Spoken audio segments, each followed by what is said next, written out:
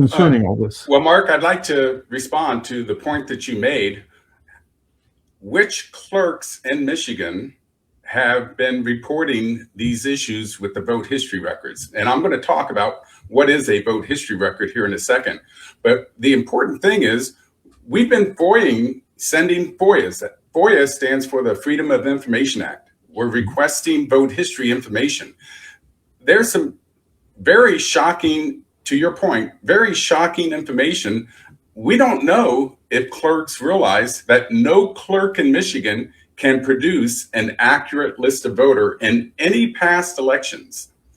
That is quite shocking because our voter roll system is designed to manipulate history records so bad that you can't audit any past election. When you buy a car from an auto industry, I work for Stellantis, and I'm not representing any views from Stellantis. I have to say that, right? Mm-hmm. When you buy a car, you expect it to have an engine, brakes, and tires. An election system, you expect it to be able to maintain vote history records. You expect it to be able to be auditable, and you expect it, if you contact your clerk and say, give me a list of voters that voted in the last election, they can give you an accurate list. None of those things can happen. Now, this is not a reflection of the clerks, just so you know, Mark. This is a direct assault of our state of Michigan, who designs, they're responsible by law to design the voter roll system. These are the tools they give our clerks. And that voter roll system is designed for manipulating vote history records. So I want to get into what exactly is a vote history record. It's important for your audience to know that very simple fact. A vote history record is as simple as your voter ID voted on this election day. The combination of those two fields, voter ID, election day, that's a unique combination, right? So that's a vote history record. And it's easy whenever you see multiple occurrence of the same voter ID voting 2 times in the same election, you got a double vote. That's how easy they are to spot. And as you can see here on the screen, there are many state and federal laws stating that you can't alter these vote history records. So looking at item number 2, you can't add, remove, alter vote history records. But not only is the state of Michigan doing that, okay, they're creating duplicates. They're scrubbing duplicates. They're switching vote history records from one voter ID to a different voter ID. Remember we talked about when I have 2 voter IDs and they have to kind of clean things up? Well, the system design allows for that type of data manipulation to occur. And clerks may or may not know that when they're blending together 2 registrations into one, the system automatically blends together their vote history records. So I may have voted my whole life under this voter ID, and now it gets moved over to a different one. Now you lose your ability to audit an election because of a lot of these changes to the records. Now, those laws that we just showed on the screen, correct me if I'm wrong on this, I heard that those are all punishable felonies. Violating those laws are almost all, I can't say all of them, but almost all of them are a felony for violating that law, right? Yes, as a matter of fact, the Department of Justice is going to be looking at violations of federal law. Federal law says you can't add, remove, alter vote history records for 22 months.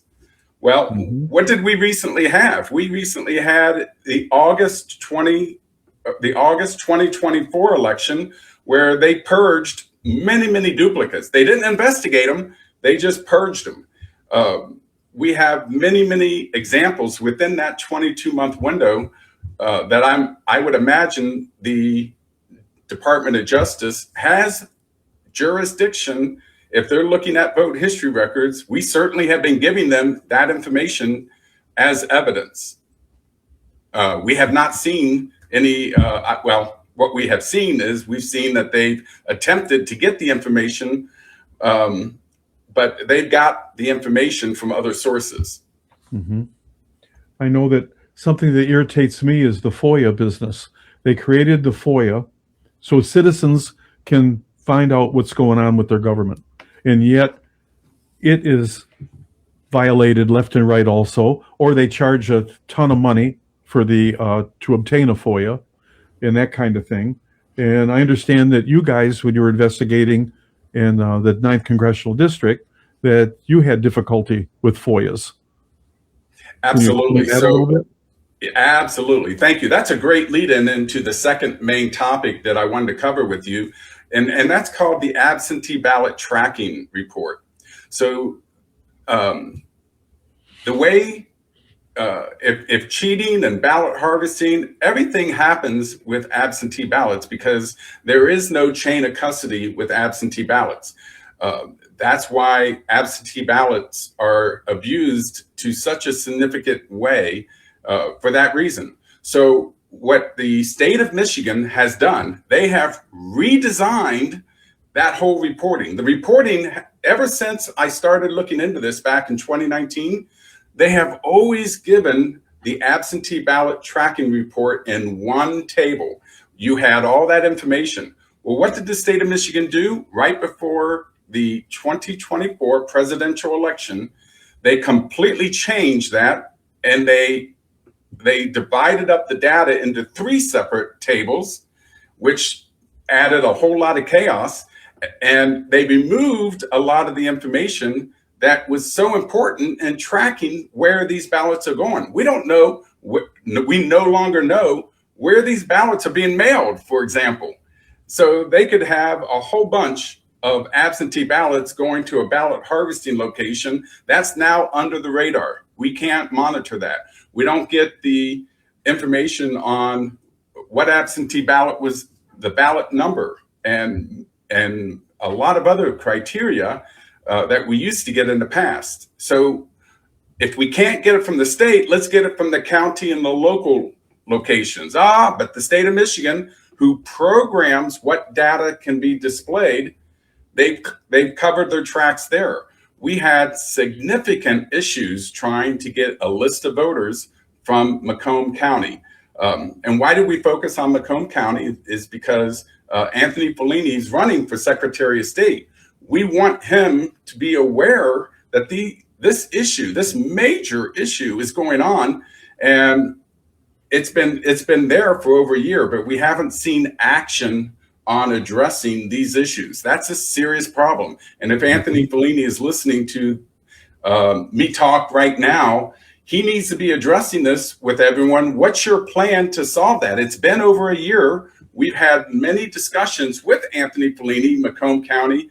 We've had FOIAs. We've done 2 major FOIAs. Actually, we've done more than that, but 2 FOIAs asking for a list of absentee voters, and we can't get an accurate list. That just highlights just how bad this data is being manipulated. We can't get voter IDs. Two opportunities, can't get voter IDs. We can't match up this information. We don't know where these are being sent. We don't get jurisdiction or precinct information. In other words, these lists used to provide to us a lot of important content, and we no longer get that. And that's all within the last year. Why are these changes happening? They're happening because the Secretary of State, Jocelyn Benson, and I'm calling her out by name, and the BOE, why did they make all these changes? Because it certainly didn't improve transparency. They're blocking access to so much information now because meddling kids like myself and many others, you brought up Scott Ogney, he's a patriot out there who was uncovering a lot of moving our votes all over the state. And many others, not just myself, we're all screaming from the hilltop saying this needs to be fixed. Now, Anthony Fellini, who is the county clerk, is he addressing these issues? I'm not aware that he is. Now, when I spoke to him face to face, he said he agrees vote history records should never change. I was there, I witnessed, he said that. What are you doing to stop this data manipulation? I haven't seen a plan.